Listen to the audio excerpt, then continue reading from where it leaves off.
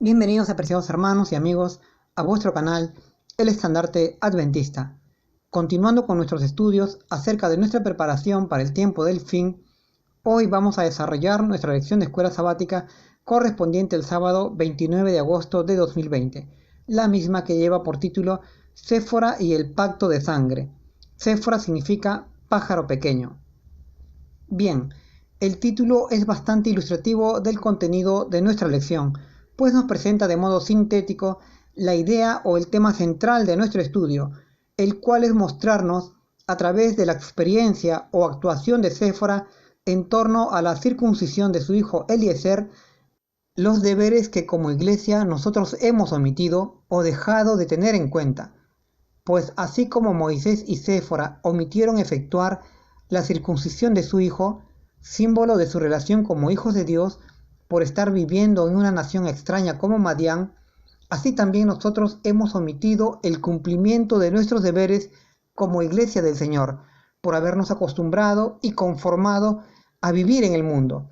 Y Dios tendrá todo esto en cuenta, así como lo tuvo con Moisés y Séfora.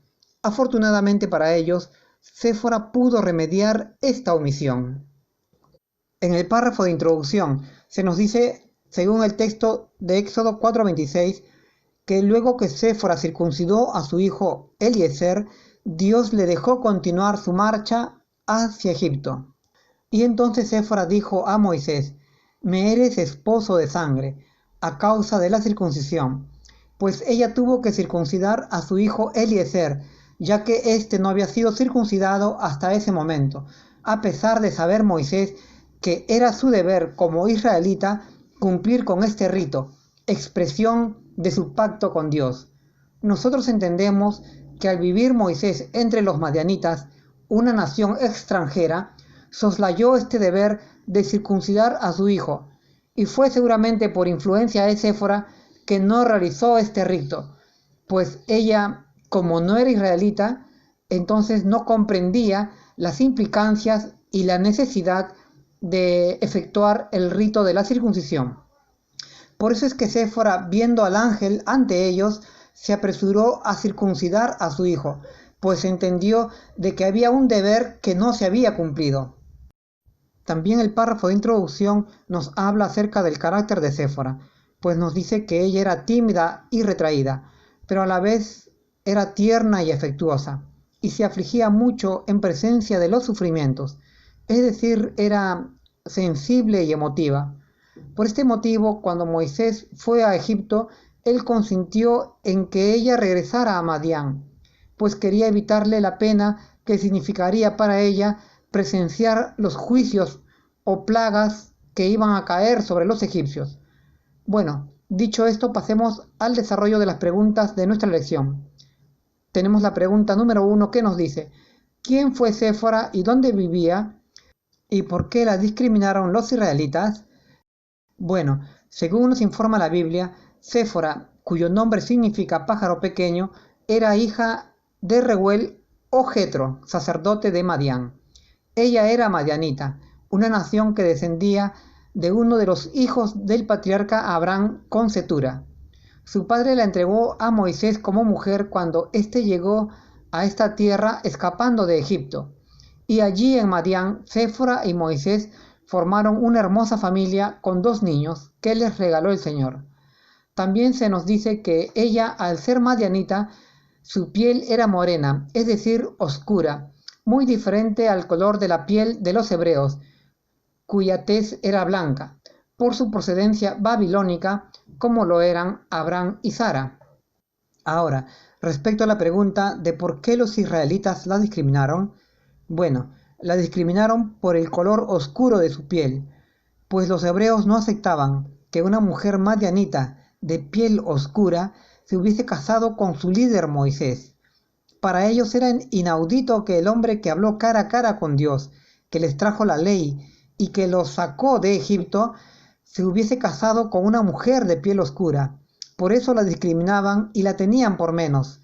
Y esto es grave, hermanos, que juzguemos o califiquemos a las personas por el color de su piel. Estos son prejuicios y seguirlos nos llevará a cometer serios errores. Pero los judíos tenían prejuicios y juzgaban a la gente por el color de su piel, y en particular a Séfora. Y esta experiencia nosotros debemos de aprenderla para no equivocarnos y fracasar en nuestro camino a la Canaán celestial. Recordemos que la Biblia nos enseña a amar a nuestro prójimo, sea del color que sea o de la nación que sea, y no a discriminarlos. En Números 12:1 se nos dice que María y Aarón, hermanos de Moisés, propagaron rumores o información infundada en contra de Moisés por causa de Séfora, su mujer de piel oscura o morena. Y esto porque Séfora sugirió a su esposo que buscara asistentes que le ayudaran en su trabajo de juzgar al pueblo. Y Moisés aceptó esta idea sin consultarle a sus hermanos, quienes también eran líderes en el pueblo israelita. Y esto generó celos en María, y ella habló de modo discriminatorio en contra de su cuñada ante Aarón, quien en vez de corregirla o reprenderla por su mala actitud, la apoyó. Y todo esto a raíz de que no veían con buenos ojos a una persona de piel oscura o morena. Y esto a pesar de que Séfora era una ferviente adoradora del Señor. En el libro de los Cantares, capítulo 1, versos 5 y 6, al describirse a la iglesia triunfante del Señor, vemos que se la compara con una bella mujer, pero esta mujer es de piel morena, seguramente en alusión a Séfora, la morenita discriminada. Y también se nos dice que sus hermanos se airaron en contra de ella. Sin embargo, la iglesia, aun siendo morenita, discriminada y menospreciada por sus hermanos, será la iglesia triunfante del Señor. Pasemos a la pregunta número 2 que nos dice: ¿cuál fue el significado literal y espiritual de los nombres de los dos hijos de Séfora? Y mencione lo que necesitamos recordar hoy nosotros al meditar sobre el nombre del primogénito de Séfora. Bien, según Éxodo 18, versos 3 y 4, se nos dice que los hijos de Séfora eran Gersón el mayor y Eliezer el menor. Y de acuerdo al sentir de Moisés, Gersón significaba forastero soy en esta tierra, y Eliezer significaba el Dios de mis antepasados me ayudó y me rescató de la espada de Faraón. Estos eran pues los nombres de los hijos de Séfora y Moisés, y sus significados literales. Todo esto es significativo para nosotros, pues Moisés nombró a cada uno de sus hijos de acuerdo a su comprensión de cuál era su posición en la tierra de Madián, es decir, el de ser solo un extranjero, ya que él no se sentía parte de esa tierra y anhelaba la tierra de la promesa a sus padres Abraham, Isaac y Jacob, es decir, él anhelaba la tierra de Canaán. Y así también nosotros, hermanos, necesitamos comprender cuál es nuestra posición en este mundo. Y la Escritura nos reafirma este sentir de Moisés al señalarnos que nosotros somos también extranjeros o peregrinos en esta tierra o en este mundo. Así nos lo declara el apóstol Pedro en su primera carta, en el capítulo 2 y en el verso 12, en la cual se nos identifica como extranjeros y peregrinos, y por eso nos recomienda que luchemos y resistamos a nuestros deseos carnales que quieren ser parte de este mundo. Y aunque nos parezca irracional o ilógico, esto es lo que nos recomienda la palabra del Señor, pues es lo mejor para nosotros. Tengamos fe, hermanos, no somos de este mundo. Pertenecemos a una patria que es mejor que este mundo. Es una patria celestial llamada Jerusalén celestial. Ahora, respecto a la pregunta acerca de lo que necesitamos recordar del primogénito de Séfora, es decir, de Gersón, bueno, necesitamos recordar el mensaje que está en el nombre de Gersón, el mensaje de que solo somos extranjeros y peregrinos en esta tierra. Necesitamos recordar que este mundo no es nuestro hogar y que no pertenecemos aquí, pues nuestra ciudadanía es del cielo. Hay una tierra que es mejor que este mundo, hermanos, a donde por fe podremos ir, y esa tierra o esa patria es la Canaán celestial, la Jerusalén del cielo, aquella inmensa ciudad que ha sido construida por Dios y no por el hombre. Una ciudad en donde habitan millones y millones de seres y a donde Cristo ha ido para prepararnos un lugar. Por eso debemos reprimir nuestros deseos que buscan que hagamos de este mundo nuestro hogar. Si no reprimimos estos deseos, hermanos, nos integraremos a este mundo y seremos parte de él, y ya no será aplicable a nosotros el consejo de Dios de que somos extranjeros y peregrinos en esta tierra. Creamos en este mensaje, hermanos, por fe, pues así está escrito en la Biblia, y la Biblia es palabra de Dios, y la palabra de Dios es verdad. Hay que señalar, hermanos, que los acontecimientos actuales que se vienen sucediendo en el mundo nos avisoran que se acerca el fin de la historia en esta tierra. Por eso debemos estudiar y prepararnos con más dedicación e interés que antes. Recordemos que nuestra ciudadanía es celestial, de la Jerusalén del cielo, que es el lugar en donde se encuentra el Señor Jesús preparando un lugar para nosotros, para habitar allí por toda la eternidad. Pasemos a la pregunta 3 que nos dice: ¿cómo se llamaron los nietos y descendientes de Séfora? ¿Y qué posición ocuparon en Israel? ¿Y qué posición similar ocuparán los salvados con el retorno de Cristo en gloria? Según se registra en el libro de las Crónicas, los nietos de Séfora fueron de su hijo Gerson, Sebuel, y de su hijo Eliezer, Reabías. Entonces Sebuel y Reabías vinieron a ser los primeros nietos de Séfora. Ahora, de Sebuel ya no se registran más descendientes, pero de Reabías sí, pues en Primera de Crónicas 26 se nos dice que de Reabías vino Jesaías, y de Jesaías vino Joram, y de Joram vino Sicri, y de Sicri vino Selomit y sus demás hermanos. Ahora, respecto de los cargos que ocuparon los nietos y demás descendientes de Séfora, tenemos que Sebuel ocupó el cargo de jefe de los tesoros del santuario que Moisés construyó en el desierto. Y en la época del rey David, Selomit y sus hermanos, descendientes de Eliezer, ocuparon los cargos de jefes de los tesoros del reino y de las cosas santificadas a Jehová. Pues el rey David, los capitanes del ejército y los jefes de las familias consagraron tesoros para el reino y para el templo, tesoros que fueron obtenidos como botines en las guerras que libró David con los enemigos de Israel.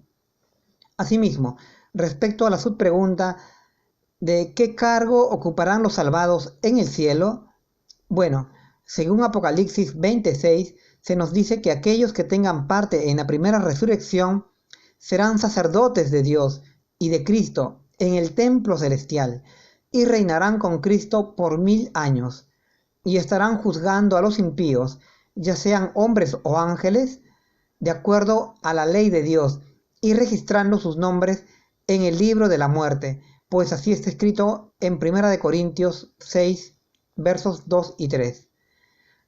Y así como los nietos de Séfora estuvieron en el santuario y en el templo a cargo de las cosas santas, nosotros como ellos podremos también estar en el gran templo celestial, al lado de Cristo, ayudándole a juzgar a los impíos por un tiempo de 1000 años. Bien, dicho esto, pasemos a la siguiente pregunta. Tenemos un subtítulo que nos dice: la circuncisión y su simbolismo. Pregunta número 4. El hecho de que Séfora acompañó a su esposo de vuelta a Egipto, ¿qué valores de carácter demuestra?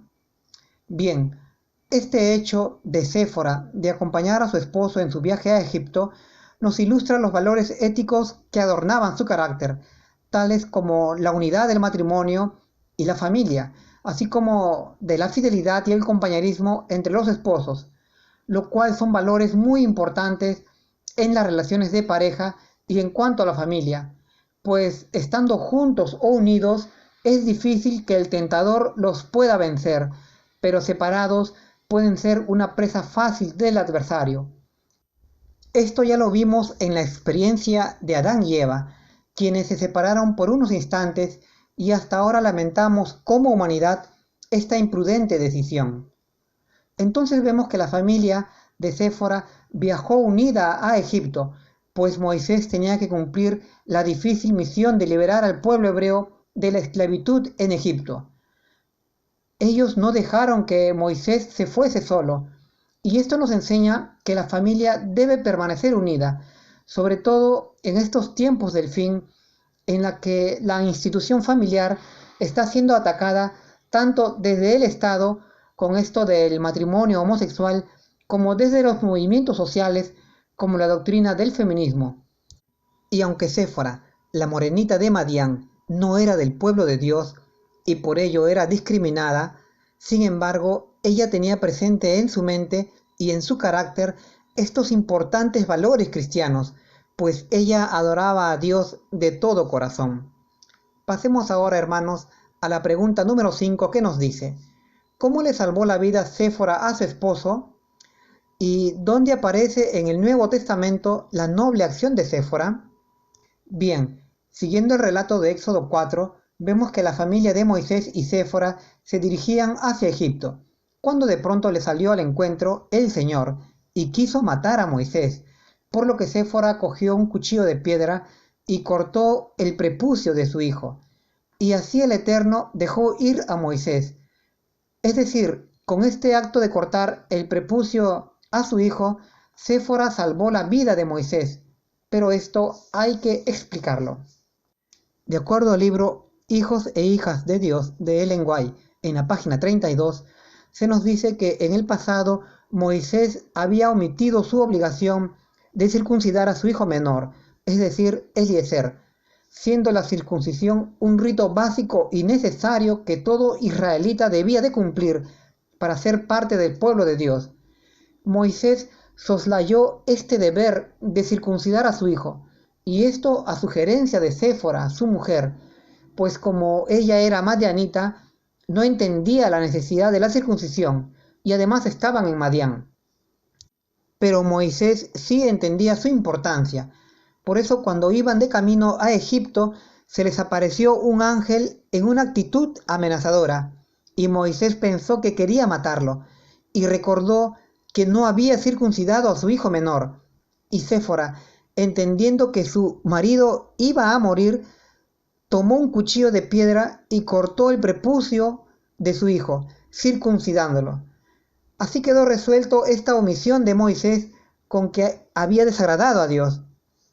Mientras Moisés no cumpliera con este deber, los ángeles de Dios no podrían protegerle de la ira de Faraón en su misión en Egipto.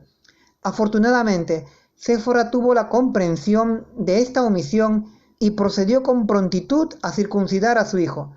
En otras palabras, y aunque tarde, ellos cumplieron con este deber de que todo varón del pueblo de Dios debía de estar circuncidado, pues la circuncisión era una señal externa de su relación o de su pacto con Dios.